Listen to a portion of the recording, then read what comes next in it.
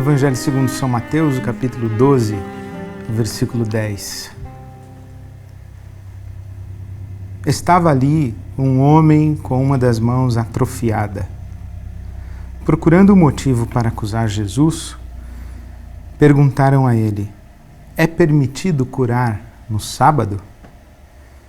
Jesus respondeu: qual de vocês, se tiver uma ovelha e ela cair num buraco no sábado, não irá pegá-la e tirá-la de lá? Quanto mais vale um homem do que uma ovelha. Portanto, é sim permitido fazer o bem no sábado. Jesus reivindicava ser o Messias. Colocaram Jesus à prova e submeteram Jesus a vários testes. Ele curou um cego de nascença, ele expulsou um demônio mudo, ele ressuscitou um morto. E agora estão colocando Jesus diante de situações complexas, uma vez que ele já realizou e já demonstrou a sua identidade messiânica fazendo os milagres que eram prerrogativas do Messias. Agora estão querendo colocar Jesus em algumas ciladas. Por exemplo, fazendo com que Jesus quebre o mandamento da guarda do sábado. O sábado como um dia separado para Deus, para santificar a Deus, o sábado santificado. O sábado como um dia de descanso, o sábado como um dia quando não se pode trabalhar. Esta perspectiva do sábado, do Shabat, na cultura de Israel, era sagrada. Era um momento especial de dedicação exclusiva a Deus. Como se durante 6 dias estivéssemos trabalhando para conquistar o mundo e em um dia nós nos dedicássemos à conquista do nosso mundo espiritual ou da nossa experiência espiritual na busca de Deus. Os rabinos tratavam o sábado com muita seriedade. Não era possível trabalhar. A discussão aqui no capítulo 12 de Mateus chega a tal ponto de que Jesus atravessa um milharal e os discípulos dele pegam espigas, esfarelam os milhos na mão para se alimentar e já são criticados. Certa vez, por exemplo, Jesus cuspiu na terra, fez um pouquinho de lodo, de lama, colocou nos olhos de um cego e então já acusaram-no de estar trabalhando no sábado. E qual fora o trabalho? Misturar a saliva com a terra para passar nos olhos do cego. Era uma discussão muito intensa. O que é trabalhar no sábado? Quando é que se quebrava o sábado? Por exemplo, quantos quilômetros você pode caminhar no sábado? Um rabino dizia, você pode caminhar 8 quilômetros. O outro rabino dizia, você pode caminhar 8 quilômetros, isso sem carregar sacola. Se você estiver carregando alguma sacola, pode caminhar apenas 5 quilômetros. Eles discutiam nas minúcias o que é guardar o sábado. Aqui estão diante de um homem com a mão atrofiada e perguntam a Jesus, então, você pode curar no sábado? Isso aqui significa quebrar o sábado? Isso significa trabalhar? Veja que interessante o dilema diante do qual Jesus está. E ele diz o seguinte, que um homem vale mais do que a lei do sábado. Isso porque todas as leis de Deus, elas existem não apenas para a preservação, mas também para a promoção da vida. Não é digno obedecer à lei quando a obediência à lei implica o sacrifício da vida. A vida é maior que a lei, porque a vida é o propósito da lei. É um contrassenso. Deixar de curar um homem, de fazer o bem, de promover o bem e promover a vida em obediência à lei. Porque isso é como trair a lei. Justamente a lei nos é concedida por Deus para favorecer a vida. E vamos sacrificar a vida para obedecer à lei?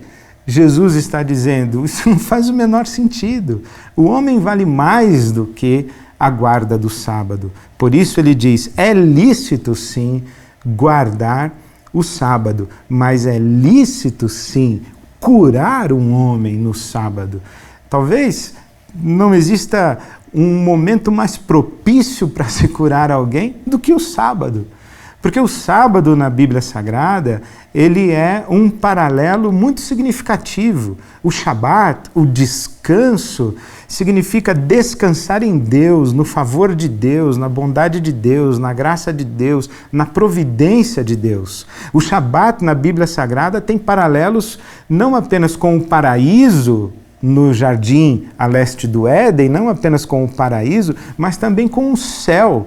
O autor da carta aos Hebreus diz assim que nós entraremos no nosso descanso quando experimentarmos o reino de Deus em plenitude. O céu é o nosso Shabat definitivo. Nós esperamos nesse Shabat, que era um dia da semana guardado por Israel, nós esperamos esse vivenciar do favor, da bondade, da graça, do amor, da generosidade de Deus. Por isso, curar um homem no sábado é absolutamente coerente. O sábado é esse tempo quando o favor de Deus se manifesta em direção ao fraco, ao necessitado e em direção a todos nós que em Deus descansamos. É extraordinária essa convocação de Jesus para descansarmos em Deus. A grande experiência cristã é tirar o Shabat de uma agenda semanal e tirar o Shabat do calendário e transformar todos os dias em Shabat. O Shabat é essa compreensão de que estamos sempre desfrutando da vida como dádiva de Deus. É esta compreensão de que sempre estamos sobrevivendo por causa da providência e da bondade e do cuidado de Deus para conosco. Que o pão que está sobre a nossa mesa, ainda que custe o suor do nosso trabalho, na verdade é uma dádiva que Deus nos concede, por isso é que Jesus nos ensina a orar pedindo o pão nosso de cada dia, ou mais precisamente na tradução de Joaquim Jeremias, o pão de amanhã, fazendo uma referência ao maná. No deserto, o povo recebia o maná, o pão que caía do céu, todos os dias.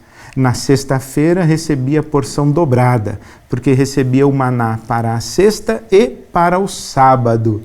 O pão do Shabat. Quando Jesus diz o pão nosso de cada dia nos dá hoje, ele estaria dizendo o pão nosso de amanhã, o pão nosso do Shabat. O que Jesus está dizendo é dá-nos a tua providência, dá-nos o teu cuidado. Viver o Shabat é viver essa consciência de que tudo quanto temos, de que tudo quanto desfrutamos, de que todas as nossas possibilidades na vida, elas estão diante de nós porque nós vivemos debaixo do favor de Deus. Nós recebemos a vida como dádiva. O que é a vida? A vida é dádiva. Dádiva de Deus para nós. E o Shabat é esse tempo. O tempo do descanso na providência de Deus. A inteligência do Shabat, como um dia da semana, é extraordinária. É como se Deus dissesse, há um tempo na sua vida em que você não deve trabalhar. Há um tempo na sua vida quando você deve cruzar os seus braços e descansar. Porque há dimensões da vida que estão para além da sua capacidade de trabalho. Há realidades da existência que você não consegue acessar pelas suas próprias forças, pelos seus próprios caminhos, suas competências, suas capacidades. Essa dimensão da existência só é possível ser experimentada se Deus nos-la conceder.